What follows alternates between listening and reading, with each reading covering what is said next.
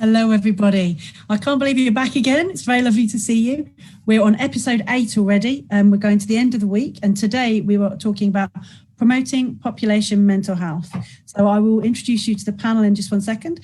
First of all, just to remind you, if you are joining us and you want to join in, comment, critique, anything like that, we love that, especially questions. If you want to go to watch us on Facebook Live, it's the Unite Mental Health Associations page, and you absolutely just comment away at the bottom.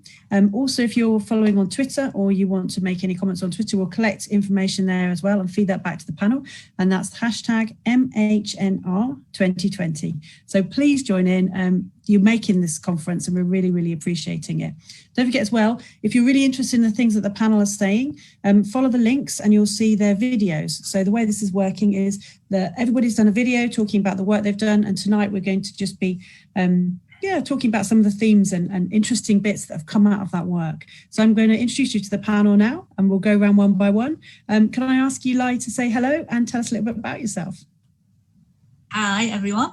I'm Lai Chan. I work in Edgehill University. I'm one of the lecturers there. I'm an associate head. My background is I'm a nurse. I'm general and mental health trained. I've worked in the community for a while. My research is mainly around the academia teaching staff and the way they are, working in a very stressful environment, but also looking at their personal attributes and how they help them to cope with that demand. Brilliant. That's me. Peggy, can we come to you? Yes, hello everyone. My name is Peggy Molongo. I'm a lecturer in mental health nursing and practice at UPenn. And I'm also a registered mental health nurse with expertise in cross-cultural mental health. And my research that I'm bringing my contribution to this conference today is about exploring aspects of acculturation which could enhance the mental health of young refugees who were settled here in the UK under the humanitarian program. Thank you very much. And Charlotte and Steve. So Charlotte, can I come to you first? Yes, hello, I'm Charlotte Pearce. I'm a lecturer at the University of Cumbria in mental health nursing. And a little bit about myself. I'm also a mental health first aider, qualified instructor with Mental Health First Aid England. And I really like tea, cups of tea. I've got one right here. Cheers. Steve? Good evening, everyone. My name is Steve McCarthy-Grunwald. I work with Charlotte at the University of Cumbria, and I'm the pathway lead for the mental health nursing branch. My interests cover various elements such as humour, but tonight myself and Charlotte are here to share some of the work that we've been doing on a festival of mental health over the last couple of years. Fabulous. So I'll just hand over now to Mick, who's going to introduce himself and then lead the panel discussion. Fantastic. And when I'm looking down, it's because I'm tweeting and things, so please don't think I'm ignoring you. Hi, everybody. It's great to see you again, and for everyone who's been following this all the way through. If anyone's new to the conference online, my name is Mick McGowan, and I'm a Professor of Democratic Mental Health at the University of Central Lancashire. So Peggy's a colleague of mine, but I know a lot of the other people on the panel tonight, which is really good. So I want to start in the order that everyone's been introduced. So I want to start with Lai first. And what I liked about your work, Lai, is it's obviously a very good piece of work, and it's a really important topic in terms of stress in the workplace, but it also made me feel better that I'm not the only one who thinks that things have gone bonkers in academia in terms of increased workload and the place turning into a sausage factory. So tell us more about the stress on academics. It's a combination, isn't it? I think what's been coming through, and from the last 10 years, I think with technology as well, we are moving in a fast pace, aren't we? And we deliver teaching and learning. It's also very different from, if you think about how technology has supported the changes. The demand obviously is to do with the research, REF, and also the TEF that's come out, and we all have to be seen doing the best for our student. And I think the changes with the tuition fee has also maybe changed some of the attitudes that we notice from students, and maybe that has made people have a different mindset. So, a combination of that really, isn't there? And also the increased number of students. Yeah. So you introduced an idea of mental toughness. Can you tell us a bit more about that? Well, mental toughness concept has been around for 20 years. I've used that. The model came from Clough and, Ital. They looked at it very much as that personal construct, rather than saying, so it's that attribute, rather than say it's to do with slightly different than mixture. So I want to look at more than rather than using resilience. And I think it's interesting. I think mental toughness has been research around in, as you all know, in athletes, in business. There is some in education, medicine, and definitely in military now. And so if you look at some of the research papers, there's been some mental toughness, but it's not been, I wouldn't say it's finished, because there's a lot more to be done really. As a model and its construct, I think there's some flexibility. So this is where I'm thinking I'm not sticking with what Clough model. I think I've come up with some couple of new components, if you like, in my findings. Yeah, which is quite appealing, isn't it? So I tuned into the idea that one of at least a couple of the things that are good for people in terms of maintaining their sanity in work is the care and compassion that colleagues show to each other, and the support that people might get from their work network and wider networks. So I'm not going to ask you to comment on that now, but maybe we'll come back to that later. But I want to move round. Go on. I want to say compassionate to students as well, because that's what they also, it's not just, for themselves, it's to others. Brilliant. I've got a little joke about that. Remind me to come back to it later. So, will do. Peggy, we've been a bit late getting your video online for various reasons. So maybe you could tell us in a little bit more detail what your study was about. Okay. This is a study that was part of my PhD research. So it is based on a particular group of young refugees, which are part of the humanitarian resettlement program. The UK has practically signed an agreement with the United Nations, UNHCR, for High Commissioner for Refugees. And it is about having a quota each year to receive a particular group of refugee families who are very, very sensitive and vulnerable, living in refugee camps in a second country. So they'll be able to move into the UK, and then they'll be part of that program called the Gateway Protection Program. And under that program, they will be having like 1 year, 12-month resettlement process, and then they'll be supposed to be ready to join the wider community. So why I chose this particular piece of research, I've just noticed that myself personally, I've been working part of the Gateway Protection Program for many years, providing emotional support to the families. But while providing emotional support to the families, I quickly noticed that young people didn't have any voice. And even part of the plans that we are doing, part of the local authority I was working in, young people's voices were not really included. So by supporting them emotionally, quickly I found out that the needs in terms of mental distress were not addressed. And even though if they were attending schools, their needs were just mixed with those of other refugee or migrant population, while they are coming from a particular part of the world, and they've been experiencing lots of trauma pre-resettlement.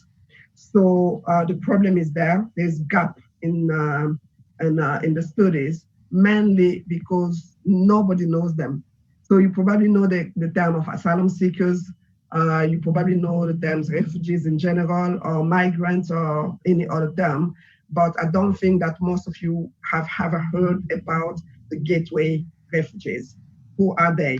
What are their needs? Where are they coming from? And what is the process for them to get here in the UK? So many questions with no answers that led to me working mainly with the young people in this particular program.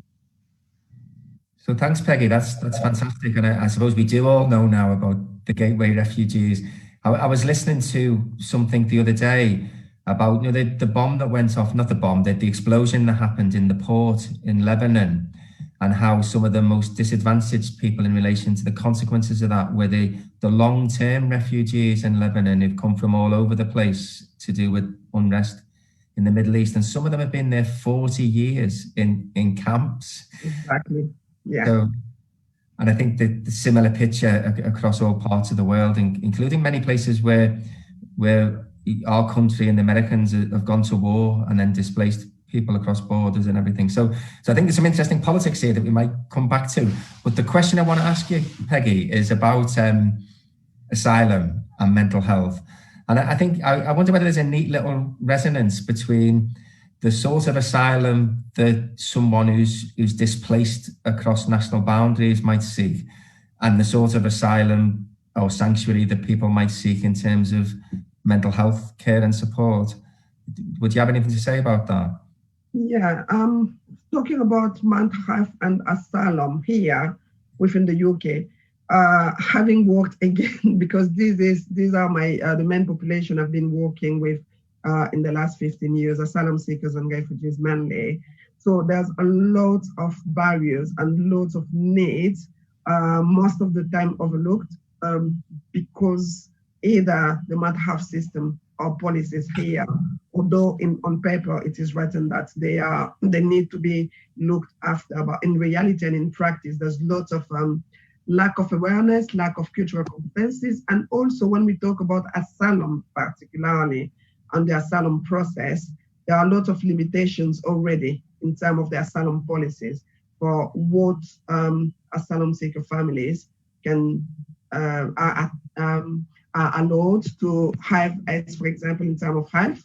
There's lots of limitations and barriers in terms of accessing mental health services, particularly early prevention. I would say there's a massive gap in terms of early prevention in mental health for asylum seekers and refugees. That's why most of the work are done mainly within third sector organizations who will be developing different projects to look at after asylum seeker families and refugees. It seems to me that some of the problem lies in the way politicians and others talk about some of these groups, and it just as there's a sort of maybe a resonance between different notions of asylum, I think the way in which people who are seen to be different, whether it's people who have mental health problems or people who are subject to migration, are demonized. They're not just celebrated for difference in ways that we could positively, but become sort of demonized and denigrated and treated as other and alien from. I think, Mick, if I need to comment there, it's such a huge topic, and every single folder that you are opening will be like with no end, and the media didn't help at all.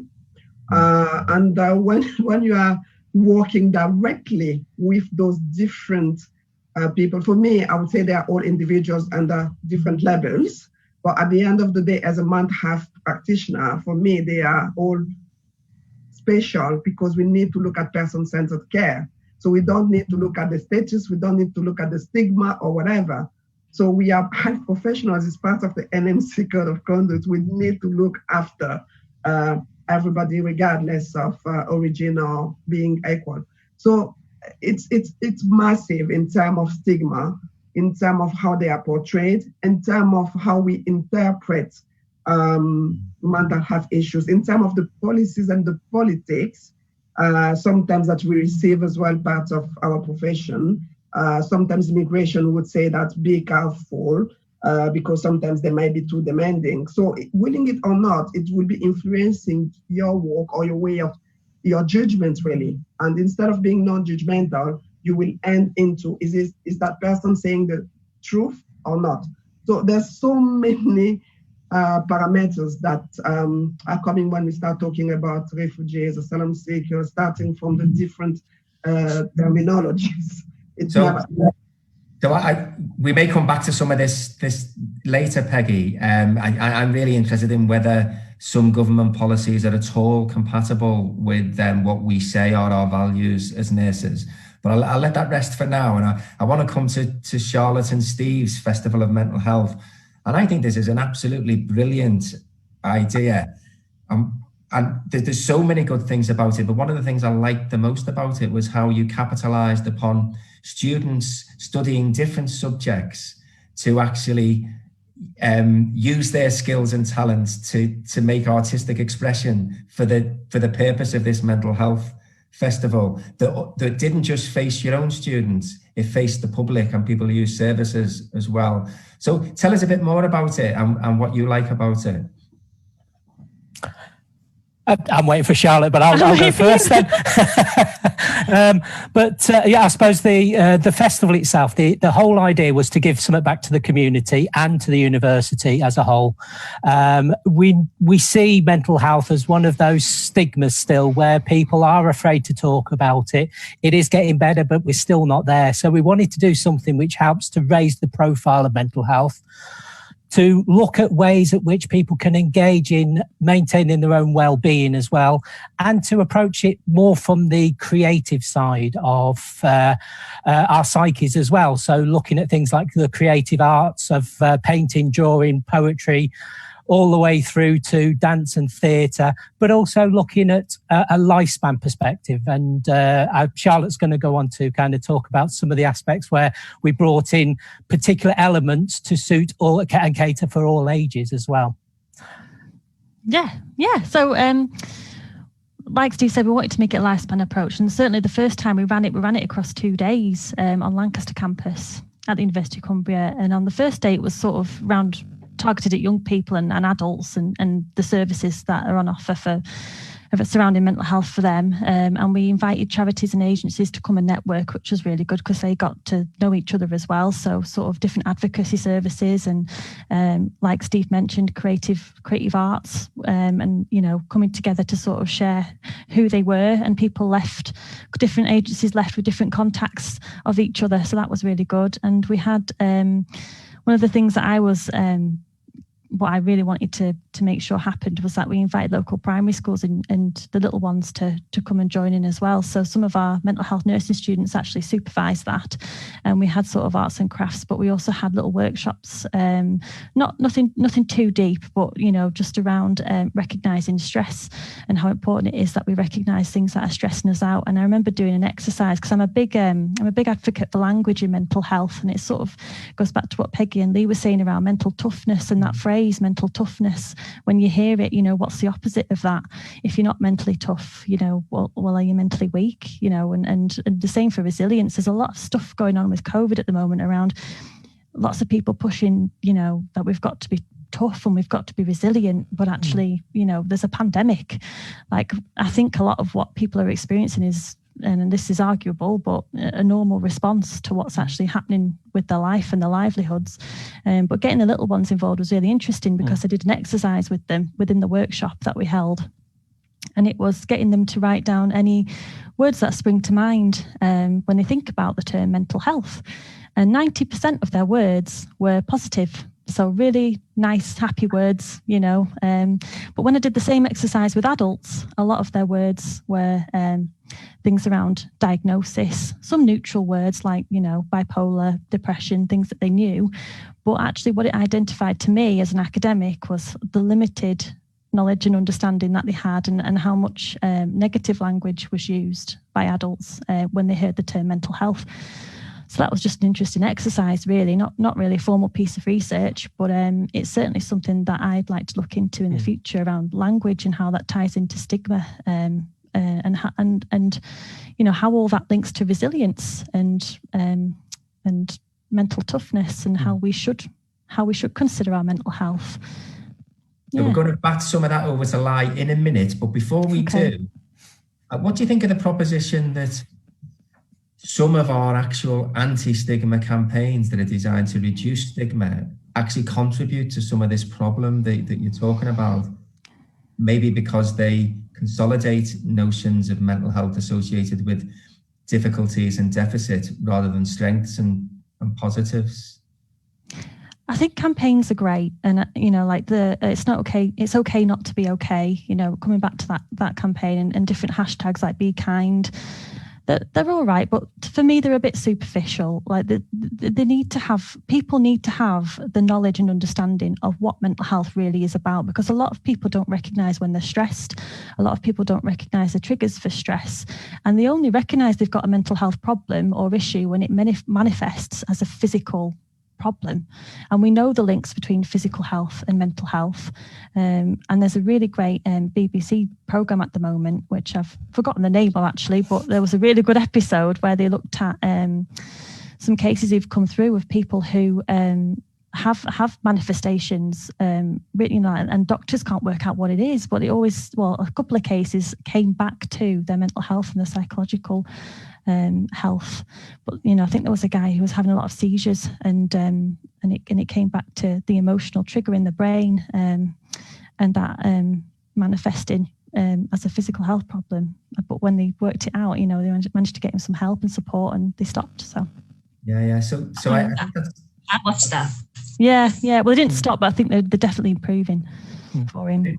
But maybe one of the things is about medicine as an overarching way of thinking about stuff. What Foucault would call a discourse or a meta-narrative. This idea that if we frame, mental unwellness in terms of mental illness, it's actually in medical terms necessitates a separation of body and mind, and that's when we start falling into some of these traps. And it's maybe why it's so surprising when things are done differently. But I think the thing I want to ask before we leave you for this moment is, does using creativity and artistic expression open up different ways of thinking about mental health that aren't always there on the sort of medical psychiatric canvas? Yeah, also go on. That's okay. I was just going to kind of draw a parallel to COVID and the lockdown that we had, and seeing how many people started to engage with the creative arts when they were looking for things to be a bit more sustainable themselves whilst being at home for longer periods of time. And it's culminated in an art show being developed and broadcast live on the telly to try and look at how people can engage more with art itself. So I think it's something that people almost naturally fell towards when they were looking at something that they could do. And it's kind of going back to your other point as well, Mick, about how some of the campaigns do sometimes try and capture this inclusivity for everybody, but sadly, sometimes they exclude too many people as well. And what I'm thinking about is a lot of the campaigns where you see exercise for mental health, and it's very clear that you can ride a bike, you can go for a walk, you can go for a run, but there's a lot of people who may struggle with energy, with fatigue, and therefore it's not always in their remit. But every single campaign, or a lot of campaigns, do feel to fall down that avenue of looking at physical health and physical exercise rather than all the other stuff that we can do, which can bolster our well-being. So I'm right with you on all the other stuff. And maybe one of the deficits in our services is there isn't all that stuff, is there? There's a limited choice of things that we offer people. So let's come back to that later. I want to back to you, Lai, with some of the stuff that came out of the earlier part of that discussion. So mental toughness seems to me to be talking about strengths that people may have to resist pressures and maybe oppressive working practices. But is there a little bit of a problem with the language there, Lai, in terms of? Well, I think that maybe the model, it's a model, isn't it, at the end of the day? And I think, the interpretation that some people call it psychological grit, I think, have you got that a little bit, that hardness, that resilient or resistant to some of the stress that you're covering? And I suppose it's hard, isn't it? Because it doesn't, and this is where I think when I found out, that they were actually being kind to themselves and they were kind to others, and they could understand they had to really understanding where the students were coming from. You know, they want that communication, why they send emails, or they sending the wrong message if they reply to the email, you know, evening thinking that was okay, but then the stress of it all. So I think this is where I don't see that notion, that component in other authors talk about mental toughness, and that was new. I think the findings from my study was slightly different than the other, if you like, professions. Yeah.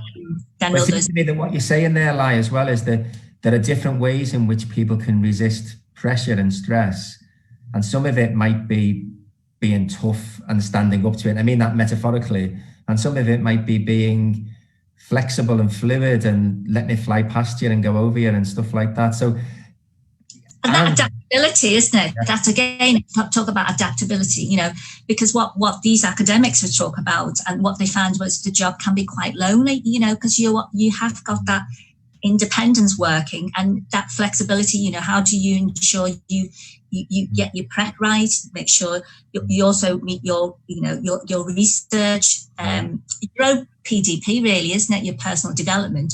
So there's a lot. And how do you balance your home life? Yeah. That's so I'm going to have a bit of fun with you now, Lai. So one of my heroes in the world of work is Homer Simpson. Oh, yes. And it seems to me he doesn't get stressed in work, but he does work in a really stressful nuclear power plant. But part of the reason he doesn't get stressed is he doesn't care. He doesn't even care if the nuclear power plant goes into meltdown. He's more interested in his bevy after work and everything. So is there something in these jobs about if you care about it being done well, you're maybe a little bit more vulnerable to these stresses and pressures? I think that applies to all jobs, really, isn't it? Because we care, we want to do the best. And whether that's a little bit of that, you want to do the right thing, you don't want criticism, and people do find that very difficult, don't they? But at the same time, I think you get the reward. And that reward doesn't have to be a physical one, does it? You feel like you've contribute. And all of us, you know, why we're teaching nursing is we want to put something back, isn't it? We want the future group. I'm not saying this group of academics that I'm doing the research on, they're not from healthcare. So they're in different departments and different faculties. And again, they felt the same. They want to put something back for their student and they can see the reward. You know, that was some of the things. And they are mature, some of them, and they can see the changes that's occurring in HEI. So they don't have it as tough as the nurse academics. They've got the summer off, have they, those people? No, they still do research. And you know yourself, you know. Don't we all have the summer off? No. All my neighbours think we get the whole summer off. So this is my thing. You say, we all look really smooth and calm. Underneath, we're all like paddling away. Okay, Nikki's given me a prompt that we're getting some questions coming through from the wider audience, but I just want to ask Peggy something in this round, and then we'll come to the general questions. So we've been talking about things like compassion and creativity, and I was sort of barking up the tree earlier, Peggy, about how it seems our national policies around migration seem to severely lack compassion. But what about local communities? How do you find that the people you're working with are received and welcomed or not into local communities? I think in general, it's all about education, really. When the local communities, the more they know about asylum immigration, the more they are tolerant. So what part of our work, apart from the supporting emotionally, is about raising awareness, really. So in general, I would say that the local communities are more tolerant, and unless they are not educated. But I won't be saying 100%. There's still a lot that needs to be done, and in different levels. But the good thing, for example, we are seeing progress as well. If come back to mental health and we see how, for example, the NHS through the integrated care model, they are looking at integrating different projects to embed, recognizing that there is a need to support these particular communities.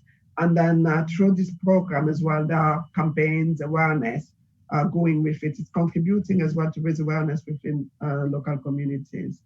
But I want to just add quickly something. When I'm hearing Charlotte or Lai talking about mental illness, for example, I quickly associated this with this particular group of people. They've developed different forms of resilience in response to the various struggles they encountered during their resettlement journey. So meaning that easily we can try and talk about mental toughness that they are developing in a certain way, because they want to fight rather than fleeing. They are ready to fight in a certain way. And then when we talk about recognition of mental health, how people are seeing it, part of the study, for example, I came across what the contested concept of mental health. So what I would say, I would consider as maybe mental health, what I would consider is right for me, the other community might see that it's wrong, and then might think that I'm mentally ill, and vice versa. So there's been quite a lot of exchange around contested around this type of a way of perceiving mental health. So it's more when you are physically ill rather than anything else. So there's kind of lots of overlaps that we can apply as well with these communities talking about mental health. We love our contested concepts here, and it seems to me that the misunderstanding of different cultural expressions of distress has been one of our big problems in psychiatric services for as long as I can remember, and before that probably as well. So that's another one we could come back to, but let's turn to some of our audience's questions that Nikki's got for us. Absolutely, yeah. There's a lot of love, by the way. We've retweeted your article, Peggy, and people are really enjoying that, so thank you very much. From Nikki Haley, all universities should incorporate festivals, so that's for Charlotte and Steve, especially at Freshers' Weeks or before exam weeks. And is there a link to it that people can see? You don't mute, Steve. It wouldn't let me unmute it then. Yes, there is a link to the university website, and I can share that link to some of the previous festivals that we've had to give a flavour of kind of what's included. But this was the idea back in 2018 when we started, myself and Charlotte saying, wouldn't it be fabulous if we had a national festival of mental health in every university each year? And that would be brilliant. It can be something that any university can get involved in.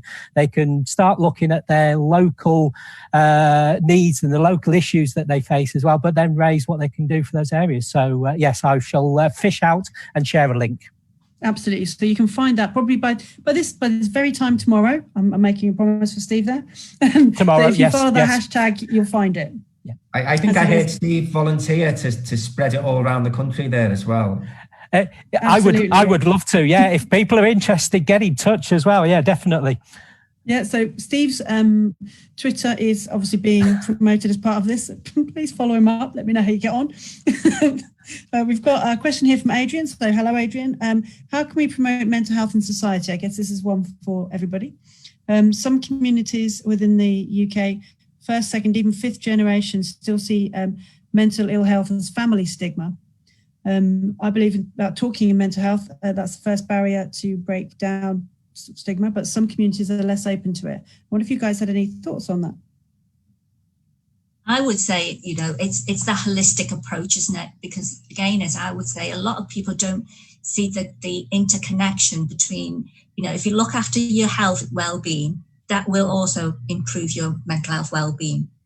And it's that link, isn't it? And sometimes people don't see that they are, started deteriorating psychologically, emotionally. And sometimes this is where externally your friends, your partners, external people may actually comment on it. And that might be, a little bit that self-awareness might be limited, that people are not recognizing their mental health needs. And I think that combination of holistic approach and this continuum really, isn't it? And I think people forget, they are, it's as a whole, no health without mental health, as they say.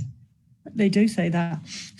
Is there anybody else that wants to add to that, or shall I go on to another question? I would just like to put a plug in for sort of community level, neighbourhood level solidarity initiatives.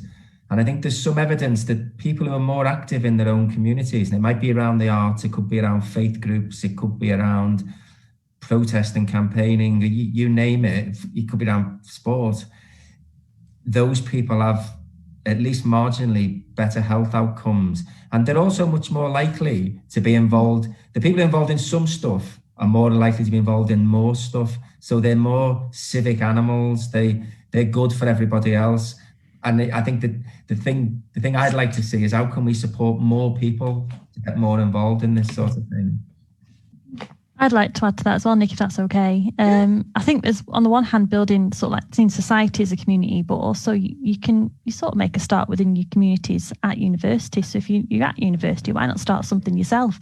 That's a little community there for you.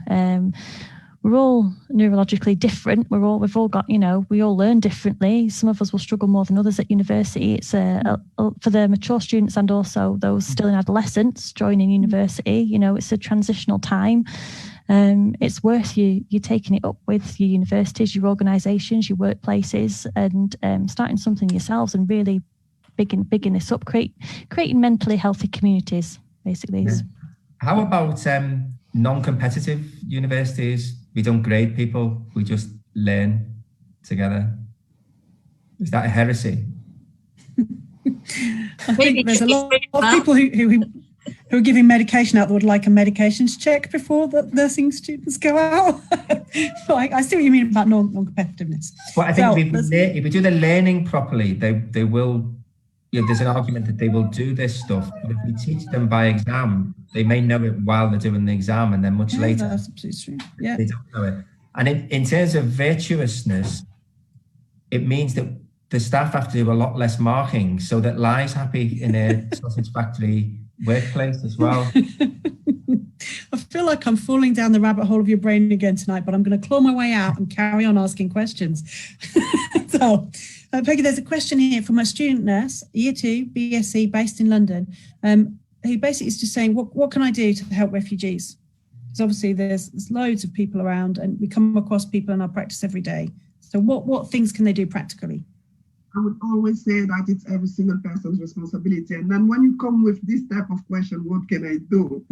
There is a lot. There is a lot. Starting from, if you are a mental health nurse, it's all about awareness. It's all about starting from your workplace, looking at if there is a form of diversity in terms of clients or patients. Are their needs attended? What is happening? It's always, as well, for me, a nurse is not only about providing care, but it's also about challenging and trying to bring change within internal policies, for example. So wherever there is a gap, try and fight, and then try and get the right cause, because at the end of the day, we are looking at equality. Apart from that, it's just there's lots of health organizations, community health organizations within the third sectors, working closely with the NHS as well, where you can volunteer. And then I think you'll be learning a lot as well through volunteering and working alongside this particular population. That's really good. And again, it's that idea about how we want to live in a community together, isn't it? It's coming round and round again. I'd like to add, Nikki, that go on. The nursing trade unions are doing a lot of good work around the politics and campaigning around this, at least on two levels. One is to get rid of charges in the NHS for non-UK citizens. And another one is around the silly rules around not allowing people to work. And there's plenty of people who are nurses, doctors, engineers, and they could be making a great contribution to our society, and we don't let them. And then there's the cap on new incoming people who could come and help solve our huge nursing workforce problem, but they aren't going to earn the threshold at which you're entitled to get the right of entry. So there's no joined up policy on this, but I think nursing trade unions are one route into some of this stuff, and being active in those organisations is a good thing, I think. Remind me, I will quickly add just one more thing. Talking about universities, and back to the question, or to anybody else, starting promoting this diversity from the university in different ways, in a creative way. For example, did you know that next month is Black History Month? So we are talking about Black Lives Matters. We are talking about all those different things. How ourselves are part of the universities as staff, as students, how are we promoting this kind of equalities and diversity and these important points to show that we can live all together without any stigma or whatever. So take initiatives within your university as well as students, and then try and find out what you can do to contribute as well. Brilliant, absolutely. Just another reminder there, the current issue of Asylum magazine, which is the radical magazine for mental health, is a Black Lives Matter special. And it's got some really interesting stuff there that is about this intersection, I think, between mental health asylum and asylum seeking as a refugee. So I'd encourage people to have a look at that magazine anyway, but just on topic, very much so. Yes. It's a really important read. We'll tweet it out in the timeline, because if you haven't heard of it or you're not engaged in reading it, it's really, really, really good read. Whether wherever you're coming from on that sort of like mental health interest spectrum, it's a really cracking read, really useful, really, and it also has a lot of creativity, which kind of links into Nikki Haley's question, and something that links all you guys up together in terms of your way of working. So Nikki's saying, I'm in agreement, there's a need for more creativity in therapy and mental health, and she's thinking a lot about schools, which kind of fits into a lot of your work with younger people, saying creativity seems to be squashed by education, and I wondered if any of you guys had any thoughts on that.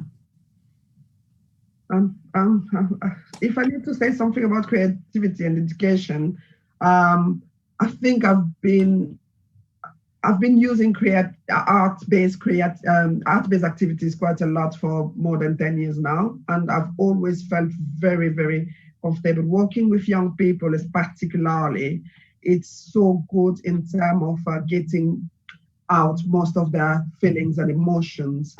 And again, part of this study, I've used, my methodology was mainly around visual art-based narrative. And it was incredible, the number of data I collected that I couldn't even transcribe everything. So I think creativity is very important, especially when we talk about art, because art, willing it or not, is a universal language, I would say, where everybody will be kind of working, sticking together. And starting it with young people or children in schools is, I think we need to kind of try to promote it more and more. It's less boring, really. You're on mute, Nikki. I'm on mute. So I was saying absolutely. And I think was Charlotte or Steve going to come in on that as well? Yeah, certainly. I was just thinking then about how sometimes it's almost the fear of doing something different or doing something out of your comfort zone, which means creativity doesn't always come into the classroom. I know I'm one who I always like to break the boundaries. So I have a session dedicated to National Poetry Day every year. So it always falls on one of my modules, and we always have a session where we look at the creative use of language and poetry, and we have a go at writing some poetry that we can share with each other. There's also the use of kind of art therapies, but using it from a lower T rather than the more classical therapies of how art can be something that we can use, from colouring in mandalas to being able to draw a picture, and just what we get from just engaging in the moment and being, doing something at that time, which is fun and interesting. So I think it's trying to get rid of this idea that it's something we shouldn't do, and we should focus on the traditional education and actually try something new. Yeah. I think the best commentator on education in the world ever is a fellow called Paulo Freire, and his the absolute essence of his set of theories is that human beings are innately creative, and we need to respect that. And a lot of what passes for teaching disrespects that and tells people what they need to know. So the best education experience is one that allows people to be themselves and to be active in the education process. And the best learning I've ever been involved in is creative or Freirean sort of approaches. But I think you're all right. We could do more of that. And a lot of our campuses, we have these people that are, what they're about is teaching this stuff. We have the facilities like theatres and exhibition spaces and everything. And when we use them, it's brilliant, but we don't necessarily do it all the time. And heaven forbid we mix those students up. But you've done that in your festival, which is fantastic. But maybe we could do it throughout the curriculum as well. Yeah, and you can embed creative arts in your curriculum. So we've just devised our nursing programme, and a lot of our mental health modules around, like patient narratives and getting students to write about that. And then our third year module is, without giving too much away, it's some project work, actually getting the students to go out and build mentally healthy communities. So it's embedded in our nursing programme as well. We don't just, it's not, this festival idea isn't just something external. It's something that, it's intrinsic to me and Steve. And I think there's a lot of pressure on people that if I create art, it's got to be really, really good. We've had programs like X Factor. Well, to be really good on there, you've got to sing like perfection, and it's not about that. It's the process that matters. It's doing it and getting some enjoyment out of actually doing art or whatever that's performance, dance, whatever creative means that looks like. It's the process itself that attributes to good, healthy well-being. We're coming to the close, and I want to go around and ask people, for closing remarks. I'm tempted to ask the question, what's the X factor? So can it come to you, Lai? How would you like to close? What closing remarks would you like to make? I think mine, you've got to take the research I did is a very small exploratory. Nevertheless, I think with the result and the conclusion, I think I would like to do more work on newly qualified teaching staff going into higher education, because people hit the ground running, and what are they getting to help them with their balancing their work and home life, and how they cope with work-related stress, because that's important, isn't it? I mean, over the years, we all develop different ways of coping. This is where the attributes are coming through, isn't it?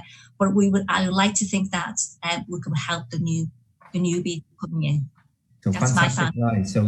So where we're going to go with this is envisaging new ways of organising our work that are more compassionate and allow us to take care of people better, and maybe have better educational outcomes in our settings. So can I turn to Peggy next? What would you like to be your closing remark, Peggy? I would say that in the last 15 years, I've been working closely with this particular group of people, and I've seen so many gaps in terms of health that needed to be attended. I think this is one of the motivations for me to do even my PhD for conducting research. I know that I cannot do everything but I've just witnessed so much that just based on this particular study, it opened doors at the end to different areas that I can continue in terms of research. So that means the need is out there, and I'll just continue to keep working and doing as many research as I can, hoping to work in partnership as well with other researchers working in that particular area. Yeah. So what I like about your research, Peggy, and Lai's is it's not just research for the sake of finding stuff out, it's research for the sake of... The research is the sake of changing policies, it's the sake of making justice, it's the sake of me feeling comfortable with what I'm doing and feeling that I've contributed at some point, bringing something for this particular community, having a voice, an academic voice for them. And an activist voice. Oh, yeah. An activist voice, yeah, thank you. So I want to turn to Steve and Charlotte, and your challenge is to say exactly the same closing remark together. I'm only joking, each in turn. So we come to you, Charlotte.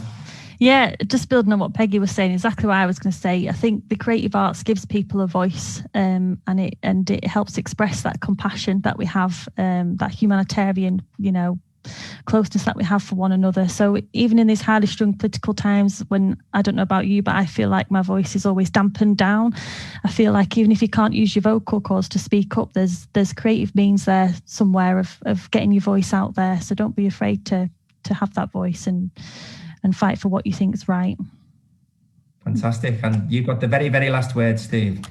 Well, I suppose what I would hope is the festival itself is something that is going to continue. It's been going 2 years.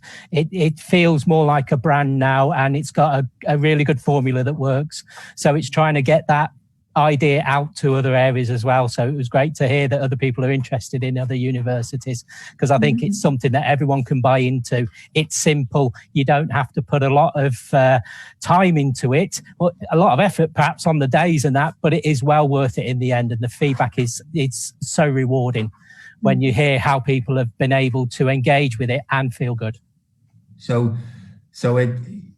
I think, for me, we've had some great chat here, and it's taken us to a place that celebrates, human beings, common humanity, humanitarianism, social justice, and what Steve said at the end there, if you've got a good idea, let's share it and not just keep it in one place. So that's fantastic. So thanks to everybody, and thanks to everyone who's been listening. I think it's been a great show.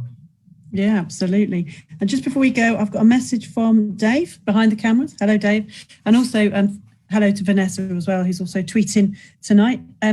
Just tomorrow, to remind you guys about tomorrow's MHTV, 7 p.m. start, and it's a healthcare chaplain called Yasmin Hamid from Hertfordshire we're going to be talking to about mental health issues generally.